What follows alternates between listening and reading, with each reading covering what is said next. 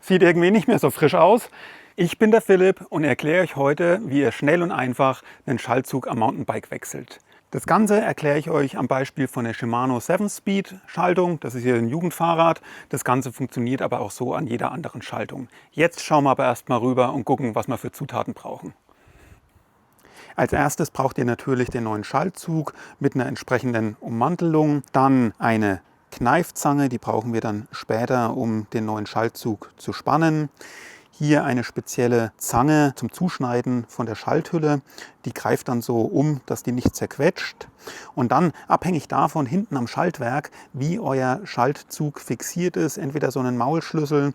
Die meisten Hersteller verwenden Innensechskantschlüssel, um das zu fixieren. Und den Tipp gebe ich euch auch, nehmt nochmal eine Spitzzange zur Hand oder legt die euch auf jeden Fall bereit. Die hilft ab und zu, wenn ihr jetzt den alten Schaltzug entfernt, den einfach sauber rauszubringen. Okay, in dem ersten Schritt entfernen wir jetzt erstmal den alten Schaltzug. Dafür fangen wir hinten am Schaltwerk an. Entfernen hier erstmal die Versiegelung. So, Nummer 1. Dann halten wir das fest. In dem Fall ist es, wie gesagt, mit einem Maulschlüssel fixiert. Wahrscheinlich wird es bei den meisten anderen mit einem Innensechskant fixiert sein. So, lösen wir mal hier einfach. Und dann können wir uns eigentlich hier schon dran machen, das langsam rauszuziehen. Das geht sehr einfach. So. Passt auf, dass ihr euch den Rahmen nicht zerkratzt.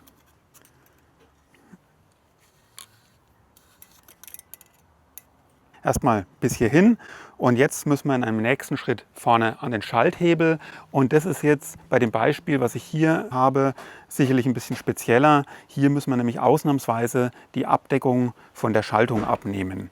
Wichtiger Hinweis, das ist wirklich nur bei dem Modell der Fall. Bei den meisten anderen, bitte schraubt den Schalthebel nicht auf. Das hat folgenden Grund. Bei den meisten anderen ist eine Feder gespannt und wenn ihr das aufschraubt, dann kommt euch die Feder entgegen und ihr bekommt es wirklich sehr schwer oder gar nicht mehr zusammen. Die meisten anderen haben einfach einen kleinen Servicestopfen. Hier seht ihr das zum Beispiel am Beispiel von einer 12-fach Shimano-Schaltung.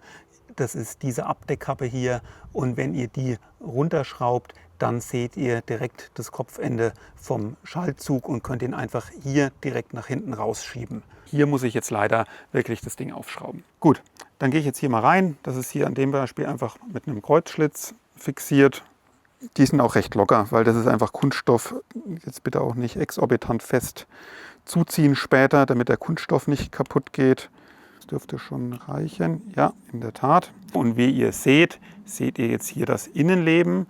Und wir können jetzt hier den restlichen Schaltzug entfernen. Normalerweise, wenn der Schaltzug nicht so stark beschädigt ist wie in dem Beispiel, würde es jetzt einfach langen, den hier nach hinten rauszuziehen. Aber wie ihr seht, ist es jetzt hier so aufgedröselt. Das heißt, ich bekomme diesen Schaltzug hier gar nicht mehr durch das Loch hinten rausgezogen. Das heißt, ich mache es mir jetzt einfach, nachdem der Schaltzug gekappt wird. Ich kappe das jetzt hier komplett durch und dann kann ich ihn mit der Spitzzange sauber rausziehen. Man muss wahrscheinlich ein bisschen anheben, das Ganze. Ihr seht jetzt an dem Beispiel, hier ist noch so eine Kunststoffnase, die das Ende entgegenhält. Das heißt, zum Rausnehmen muss ich es jetzt hier nach unten drücken, ein Stück so. Und dann kann ich das rausschieben. So. Alter Schaltzug ist komplett draußen. Was vielleicht auch noch wichtig ist, merkt euch nochmal, bevor ihr das Ganze komplett auseinandernehmt, wo hier die Zugummantelungen angebracht sind. Also wir haben jetzt hier zum Beispiel in dem Beispiel, ist hier sozusagen im vorderen Teil des Rahmens bis zum Schalthebel ist die Zugummantelung. Die würde ich jetzt auch wieder 1:1 hier hinbauen. Im Zwischenteil ist das Ganze hier freigelagert und dann hier in dem hinteren Teil ist auch nochmal eine Zugummantelung. Also einfach, dass ihr das 1:1 wieder sauber hinbaut. Das merkt man jetzt einfach. Dann legen wir mal den kompletten Rest auseinander. Also ich würde jetzt einfach mal die hintere Zugummantelung entnehmen. Und dann auch die entsprechende vordere. Und die beiden schmeißen wir noch nicht weg. Ich sage euch auch gleich warum. Das hat einen besonderen Grund. Bevor wir uns jetzt wieder einen Zusammenbau machen, längen wir nämlich erstmal die neuen Zugummantelungen ab. Ich würde euch auch immer empfehlen, wenn ihr den Schaltzug tauscht, tauscht auch die Zugummantelung. Das hat einfach folgenden Grund: Wenn der Schaltzug ein bisschen porös wird, dann beschädigt er die Schalthülle von innen. Das seht ihr gar nicht. Ja? Und das heißt, wenn die Schalthülle beschädigt ist, dann läuft die einfach nicht sauber. Das heißt, immer beides tauschen, deswegen wird es auch immer im Set ausgeliefert. Also, erster Arbeitsschritt, wir längen uns erstmal die neuen Schaltummantelungen ab, deswegen auch noch nicht wegschmeißen. Wir fangen mal mit dem Kleinen an. Wenn ihr es noch runterkriegt, weil es manchmal sehr stark verspannt ist, würde ich euch empfehlen, einfach auch diese Hüllen hier abzumachen, dann habt ihr eine genauere Längung und nehmen hierfür jetzt diese spezielle Zange. Die schaut eigentlich ganz normal aus wie so eine Kneifzange, hat aber die Besonderheit, die umschließt die Ummantelung. Das heißt, die wird nicht zusammengequetscht, sondern ja, schneidet die eher gleichmäßig. Das heißt, ihr habt nicht die Gefahr, dass ihr dann eine zusammengequetschte Zughülle habt, wo dann der Draht innen drin nicht mehr sauber läuft. Also, nehmen wir das mal, legen uns das hier an.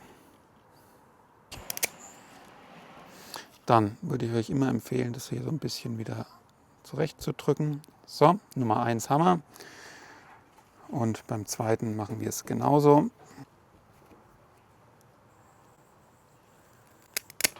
So, und jetzt könnt ihr auch die alten Teile entsorgen. Dann bringen wir jetzt mal diese entsprechenden Hülsen hier drauf. Und die bringen wir jetzt erstmal am Fahrrad an. Ich fange hinten an. Ganz ehrlich, ich habe jetzt zwar die Originallänge genommen, aber aus meiner Sicht können wir das noch ein Stück weit kürzen, weil das hier jetzt doch ganz schön absteht. Also da habt ihr durchaus die Freiheit, da auch ein bisschen anders zu basteln. Also den kürze ich gleich nochmal, zeige ich euch gleich. Jetzt gehe ich hier nochmal vorne ran. Und setze den einfach hier so an und der sitzt ziemlich perfekt. Ich gehe nochmal kurz an den anderen, das lässt sich einfach rausnehmen hier. Und gehen jetzt hier nochmal ran. Und jetzt sitzt das Ganze schon wesentlich sauberer. So, und jetzt montieren wir den neuen Schaltzug. Ich habe den schon hier. Dafür einfach den hier wieder einfädeln. Ihr seht hier so ein kleines Loch. Hier, da kommt der dann rein. Und ein wichtiger Tipp, bitte, wenn ihr das jetzt hier durchzieht und ihr trefft auf Widerstand, nicht mit Gewalt durchdrücken, weil sonst spreizt sich das hier vorne auf und ihr kommt überhaupt nicht mehr weiter. Das heißt, ich habe hier so ein kleines Hilfsmittel, um den hier einfach um die Kurve zu ziehen. Dann kommt er hier irgendwann raus. So, dann ziehen wir das hier erstmal straff durch. Drücken das wieder so vorsichtig hier in die richtige Ecke. So. Hier, ich weiß nicht, ob ihr euch daran erinnert, war dieser alte Gummipuffer drauf. Ich nehme den jetzt nochmal, den Originalen, der mitgeliefert wurde, weil der an sich noch in Ordnung ist. Und dann geht es in die hintere Zughülle rein. Ziehe das sauber durch und dann fädel ich das hier so ein. So, dann setzen wir auch noch das letzte Stück hier ein. Aber auch da, damit es nicht so stark um die Kurve geht, nehme ich erstmal den Schaltzug und setze den so und gehe dann an den Rahmen.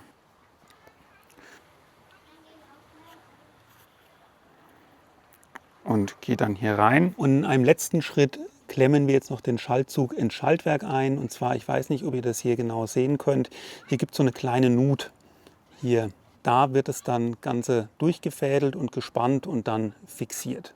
Also ich lege den jetzt hier so rein, also passt wirklich auf, dass der sauber in der Nut ist. Deswegen vielleicht auch erstmal einfach nur mit bloßen Händen, da habt ihr ein bisschen besseres Gefühl und dann fangt ihr an, das zu fixieren. Aber noch nicht ganz fest zuziehen, warum, sage ich gleich. Der braucht noch etwas Spiel, genau. Und jetzt brauchen wir nochmal unsere Kneifzange. Weil wir müssen den Schaltzug jetzt spannen. Da gehe ich einfach hier mit ein bisschen Abstand her. Ziehe das wirklich kräftig nach hinten. Drücke das Schaltwerk ein bisschen gegen. Das muss wirklich auf Zug sein. Und dann das Ganze hier. Und da könnt ihr jetzt wirklich mit Kraft dran hier sauber zudrehen. Und dann ab einem gewissen Punkt vielleicht einfach das Schaltwerk ein bisschen gegenhalten, dass das nicht alles über die Feder geht. Der ist fest. Und jetzt können wir, bevor wir das Ganze dann kappen, auch noch mal probieren, ob es sauber läuft.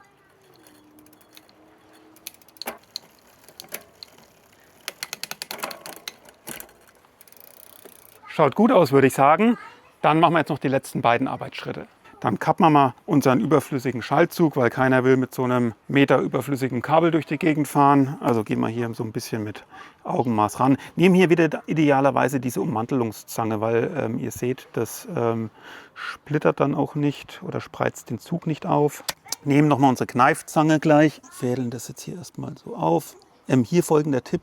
Steckt das nicht einfach drauf, sondern macht so eine Bewegung im Uhrzeigersinn. Das hat einfach damit zu tun, weil der Draht ist im Prinzip so gewickelt und so, falls sich hier doch ein bisschen was geöffnet hat, dreht ihr das wieder sauber zusammen. Also einfach hier in so einer Drehbewegung draufbringen und dann hier mit der Zange zusammenquetschen und hält. Und im allerletzten Schritt machen wir vorne noch die Schaltabdeckung drauf und dann wären wir fertig.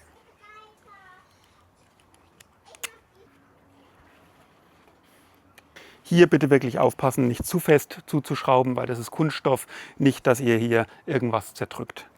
Was ich euch grundsätzlich empfehlen würde, ist die Anschaffung von so einem Montageständer. Die gibt es in jeglicher Price Range, also wirklich von Profi-Modellen, die kosten dann x 100 Euro.